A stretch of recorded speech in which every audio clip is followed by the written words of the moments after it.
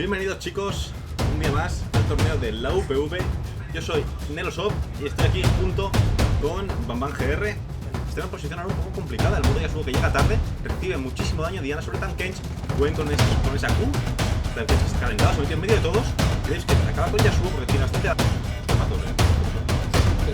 ha desbloqueado, yo no sé nada, se ha calentado y tirando destinos y ya no se ha calentado. Ha parecido jugadas soñadoras, si le da, Sí, a ver si le da explota. acabada. Sí, le da explota, pero es mucho soñar. En verdad, hay muy buena.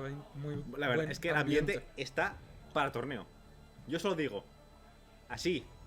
Si la UPV lo está viendo esto, así, que no quiero la cosa.